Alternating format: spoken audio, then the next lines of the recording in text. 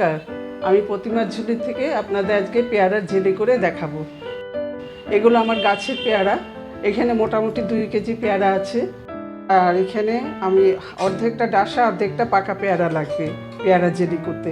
আর পেয়ারা জেলিতে আলাদা কোনো পেকটিনের দরকার নেই, কারণ পেয়ারাতে পেকটিন আছে আর হচ্ছে সাইট্রিক অ্যাসিড লাগে, কিন্তু লেবুর রস দিলেই হয়ে যাবে। আপনার ঘরে যা আছে তাই দিয়ে হয়ে যাবে। আর এইটা যতখানি এখানে যতটাই মাপ হোক না কেন, আপনি কাটার পরে একটা বাটি বা কিসের মধ্যে মাপ নেবেন। আমার এতটা মাপ হয়েছে, এই মাপে আমি সেদ্ধ করতে বসাবো, বাবা এই মাপে এতটাই জল দেবো। এই যে আমার পেয়ারা কাটা হয়ে গেছে। এখানে এই বাটিটার 1 বাটি পেয়ারা আছে, আর এই যে এই একটা বাসনে এই একই জল দেবো, তার বেশি আর আমি দেবো না। এটা হচ্ছে আপনার পেয়ারা ওজন কত হবে, অনেক সময় নষ্ট বেরোয়, খারাপ বেরোয়, সেটা আপনার দেখার দরকার নেই। আমার মোটামুটি এইটা 1 বাটি আমার হয়েছে পেয়ারা কাটা। এবার আমি 1 বাটি জল দিয়ে দিলাম। এবার এটা সেদ্ধ হবে। এবার আমি এটা সেদ্ধ বসিয়ে দিলাম। আমি ইন্ডাকশানে বসালাম, তাড়াতাড়ি হয়ে যাবে।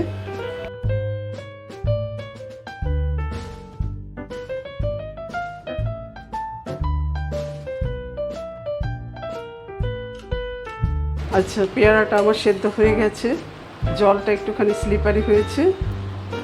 আমি এইটার এই জল দিয়েছিলাম, সেদ্ধ হয়ে এই অবস্থা এখন আছে। এখন এটাকে আমি অফ করে দিয়ে ছাঁকবো, ছেঁকে জলটা নেব, তারপরে চিনি দিয়ে আবার ফোটাতে হবে।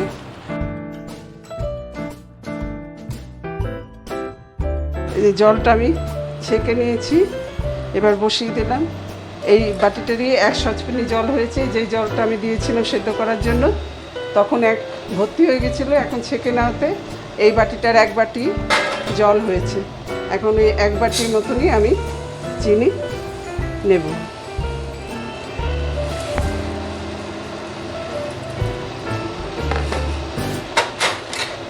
এই যে 1 বাটি থেকে একটু কম আমি চিনি নিলাম।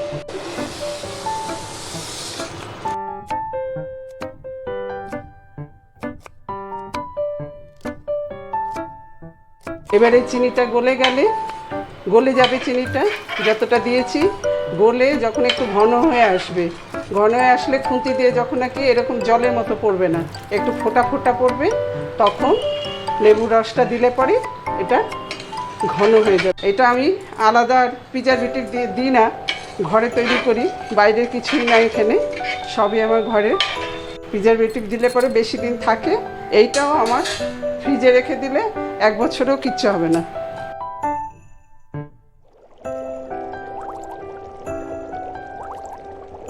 চিনিটা দিয়ে এতক্ষণ ফুটলো, ফোটার পরে এই যে মোটামুটি এইরকম, এখনও অত ঘন হয়নি।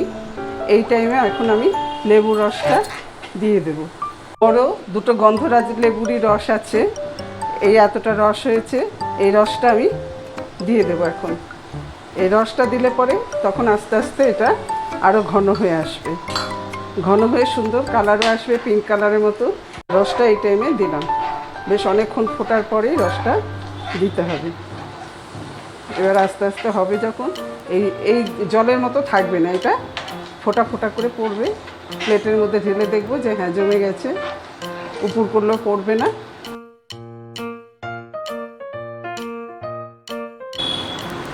এই যে কালারটা সুন্দর পিঙ্ক পিঙ্ক কালার হয়ে গেছে, আর এই যে আমার ঘন হয়ে গেছে, এই যে এরকম ফোটা ফোটা পড়ছে।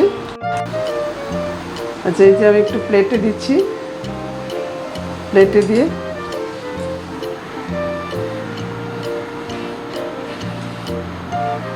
ঠান্ডা হলে দেখবো যে ঘন হয়ে গেছে, সরছে না, তখন এটা হয়ে গেছে।